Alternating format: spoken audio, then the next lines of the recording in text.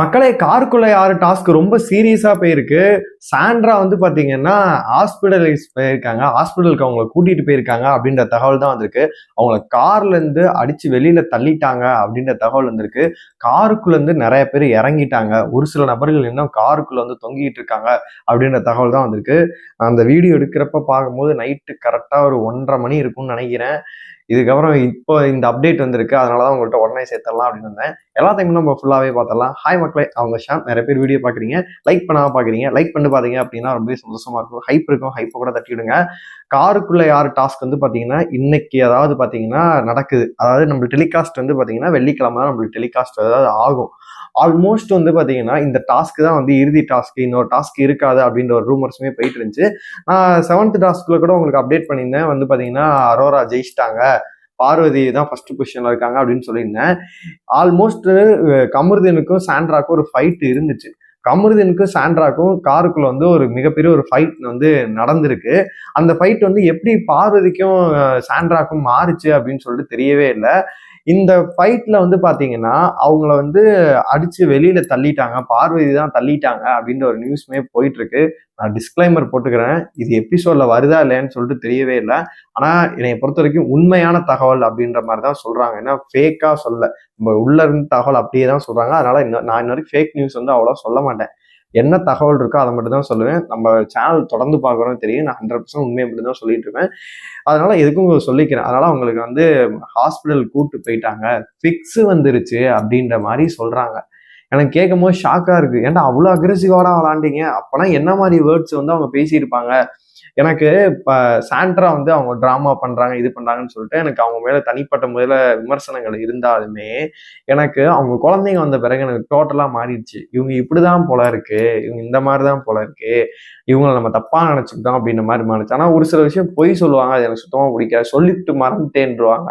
அதெல்லாம் விமர்சனங்கள் இருந்தாலுமே கூட இவ்வளோ அக்ரெசிவா இந்த டாஸ்கை விளையாடணும் அப்படின்ற ஒரு அவசியம் கிடையாது. ஏன்னா வந்து ஜெயிச்சே ஆகணும், அப்படி உங்களுக்கு டிடிஎஃப் என்னடா கிடைக்க போகுது அப்படின்னு சொல்லிட்டு எனக்கு ரொம்ப சேனலே சேர்ந்து பார்வதிக்காக இந்த டாஸ்க் நடத்துற மாதிரி தோணுது. ஏன்னா ஆல்மோஸ்ட் வந்து 5 பேர் இறங்கிட்டாங்களாம். கானா வினோத்தும் சபரி வந்து பாத்தீங்கன்னா பொங்கடா வெங்காயம் உங்கள்கிட்ட எல்லாம் எதுக்கடா டாஸ்க் விளையாடணும்னு சொல்லிட்டு அவங்களுமே இறங்கிட்டாங்க. விக்கல்ஸ் விக்ரமும் பாத்தீங்கன்னா இறங்கிட்டாங்க. இன்னும் காருக்குள்ள வந்து இருக்கிறது யாரு அப்படின்னா கமருதீன், அப்புறமேட்டு வந்து பாத்தீங்கன்னா பார்வதி, சுபிக்ஷா, அரோரா, இவங்கெல்லாம் காருக்குள்ள வந்து திவ்யான்னு திவ்யா இருக்காங்கன்னு நினைக்கிறேன். சாண்ட்ரா வந்து பாத்தீங்கன்னா பிரச்சனை பண்ணி வெளியில வந்து பார்வதி தள்ளிட்டாங்க அப்படின்ற மாதிரி சொல்லப்படுது. ஏன்னா தள்ளுறதுக்கெல்லாமடா இது இருக்கு அப்படின்ற மாதிரி தோணுது. நம்ம ஃபர்ஸ்ட் சீசன்ல இந்த கார் டாஸ்கை பார்க்கும்போது ரொம்பவே நல்லா இருக்கும். கிளைமேக்ஸ்ல தொங்கிட்டுலாம் இருப்பாங்க. ட்ரிகர் பண்ணி வெளியில ஏத்தலாம், சரி அது பிரச்சனை கிடையாது. ஆனா ஒருத்தன் வெறுத்து அவனை இதாகிற அளவு வச்சுட்டாங்க அப்படின்னா ரொம்ப மோசம். இது உண்மையா இருக்கும் பட்சத்தில் ரொம்ப கண்டிக்க வேண்டிய ஒரு விஷயம். ஆனா இதை போடுவாங்களான்னு ஒரு டவுட் எனக்கு இருக்கு. இது உண்மையா இருந்துச்சு அப்படின்னா உண்மையிலே வந்து இவங்க டிடிஎஃப் ஜெயிச்சுமே 10 பைசா பிரயோஜனம் இல்லை. இப்படி ஒரு சீப் கேம் விளாண்டு இதனா இந்த டாஸ்கா டீமன்ஸ் ஏஞ்சல் ஒருத்தரை தாக்கி பேசி அடிச்சு தள்ளி உதப்பட்டு அந்த மாதிரி டாஸ்காடா என்னடா ஆடுறீங்க அப்படின்ற மாதிரிதான் இருக்கு. நான் ரொம்ப இந்த டிடிஎஃப் டாஸ்க்ல வந்து ரொம்ப நான் ஈகரா வெயிட் பண்ணது என்ன அப்படின்னு கேட்டீங்கன்னா, என்னடா இந்த வருஷம் இந்த சீசன் வந்து வேற மாதிரி போயிட்டு இருக்கே, கண்டிப்பா வந்து டிடிஎஃப் வந்து மரணமா இருக்கும். ஏன்னா காருக்குள்ள யார் டாஸ்க் இருக்க போகுது. நான் நினைச்சது என்னன்னா காருக்குள்ள எல்லாம் உட்காந்து திட்டுவாங்க, யாராச்சும் ஒரு வெறுப்பேற்றுவாங்க, வெறுப்பேற்றிட்டு நீங்க அப்படியா முடிஞ்சா இறங்கி காமி, ராஜு ஒண்ணு பண்ணுவார்ல, அப்படி ஒண்ணு கடக்கி நீ உள்ள உட்காந்து என்ன பண்ண போற அப்படின்னு சொல்லிட்டு சொல்லும் போது டக்குன்னு இறங்கி போயிடுவாங்க. அந்த மாதிரி காமெடியா ட்ரை பண்ணலாம். இவங்க காமெடி வர்றது வாய்ப்பு கிடையாது. ஆனா மேபி வந்து பாத்தீங்கன்னா ஏதாச்சும் ஒரு விஷயத்த வந்து இவங்க ட்ரை பண்ணலாம் அப்படின்ற மாதிரிதான் நான் நினைச்சேன். ஆனா சற்றும் எதிர்பாராத விதமா வந்து இப்படி இறங்குவாங்க அப்படின்னு சொல்லிட்டு நான் சத்தியமா எதிர்பார்க்கவே இல்லை. இதுல மணி பாக்ஸ் டாஸ்க் வேற இன்னுமே ட்விஸ்டடா இருக்கும் அப்படின்ற மாதிரி வேற சொல்லிட்டு இருக்காங்க. ஆல்மோஸ்ட் வந்து ஏன் அந்த இவ்வளோ இறங்கி வேலை செய்யறாங்கன்னு சொல்லுங்க. இந்த சீசனை எப்படியாச்சும் முடிச்சிடணும். முடிச்சுட்டு அடுத்த சீசன் வந்து பாத்தீங்கன்னா கலர்ஸ் தமிழ்ல போகுது அப்படின்ற மாதிரி சொல்றாங்க. நீங்க எத்தனை பேர் வந்து கலர்ஸ் தமிழ் அன்சீன் பாக்குறீங்கன்னு சொல்லி தெரியவே இல்லை. நான் அப்பப்போ 6 மணிக்கு வந்து கலர்ஸ் தமிழ் அன்சீன் பார்த்துட்டு இருக்கேன், நல்லாதான் இருக்கு. ஆனா இப்பவே வந்து அன்சீன் இது ஆகுது வந்து ஏதோ போயிட்டு இருக்குன்னே வச்சுப்போமே. ஆல்மோஸ்ட் இந்த சீசன் வந்து இழுத்து மூடுற சுச்சுவேஷன்ல தான் இருந்துச்சு.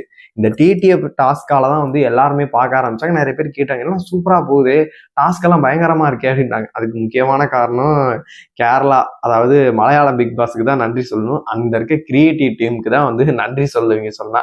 அதுல இருக்கிறத அப்படியே வந்து இவங்க பண்ணிட்டு இருக்காங்க. நம்ம ப்ரோமோ பார்த்துட்டு நாளைக்கு இது நடக்குது அப்படின்னு சொல்லிட்டு இருக்கோம். முன்னாடி எல்லாம் காய்ஸ் வந்து பிக் பாஸ்ல இருந்து அப்டேட் வந்து பாத்தீங்கன்னா மோஸ்ட்லி நம்மளுக்கு வந்து உள்ள ஃப்ரெண்ட்ஸ் இருப்பாங்க, யாராச்சும் சொல்லுவாங்க, இல்லை ட்விட்டர்ல தகவல்கள் வரும், இல்லை அப்படின்ற மாதிரி வந்துட்டு இருக்கும். ஆனா இப்பெல்லாம் நம்ம சொல்ற நியூஸ் வந்து 100% மோஸ்ட்லி பொய்யா இருக்காது, மோஸ்ட்லி உண்மையா தான் சொல்லுவோம். எனக்கு இந்த நியூஸை கேட்கும் போது எனக்கே கடுப்பா இருந்துச்சு. ஒரு டைம் வந்து என்னடா இப்படி இறங்குறீங்களே, அடுத்து வேற என்ன வேணா பண்ணிருவீங்க போல இருக்கு அப்படின்ற மாதிரி எனக்கு தோணுது. ஏன்னா இந்த சீசனோட கண்டஸ்டன்ட் அந்த மாதிரி ஒரு டாக்ஸிக்கா இருக்கு. எனக்கெல்லாம் லிட்டரலி பார்வதி பண்றதும் பிடிக்கல, கமருதீன் பண்றதும் கடுப்பா இருக்கும், விக்கல் சிக்கிரமான இரிட்டேட்டிங்கா இருக்கும். அவங்களுக்கு ஒரு பப்படா வந்து இந்த சுத்திட்டு இருக்கும் பத்தியா அந்த சுபிக்ஷா, அதெல்லாம் பார்க்கும்போது எனக்கு இரிட்டேட்டா தான் இருக்கும். அவங்க அப்பா வந்து லிட்டரலி சொல்றாரு, நீ ஒரு வீணா பொண்ணு மாதிரி இல்லையாம்மா, கடலைம்மா இது மாதிரி இல்லையாம்மா அப்படிங்கிறாரு. அப்படி இருந்தா அந்த பொண்ணு திரும்பி வந்து அதே தான் பண்ணிட்டு இருக்கு. இன்னும் ஒரு இன்னைக்கு டாஸ்க்ல அதை கழுவி ஊத்துறாங்க. ஏன் நான் என்ன காரணமா, இது கேம் தானே அப்படின்னு சொல்லிட்டு இன்னும் அடிச்சு பேசுறதுக்கு அதுக்கு என்ன பேச மாட்டேங்குது. வெயிட் பண்ணி பார்க்கலாம் வந்து சாண்ட்ரா வந்து பேக் திரும்பி வராங்களா, இல்லை வந்து எவிக்ஷன் எதுவும் நடக்குதா, இந்த கார் டாஸ்க் வந்து இன்னும் எவ்வளவு கொடூரமா போக போகுது, இல்ல அரோரா வின்னு பவித்ராங்கிற பார்வதி வின்னு அப்படின்ற நியூஸ் தான் போயிட்டு இருக்கு. யார் வின் ஆக போறாங்க? உங்களோட கருத்துக்கள் எல்லாத்தையுமே மறக்காம ஒன் பாக்ஸ்ல சொல்லுங்க.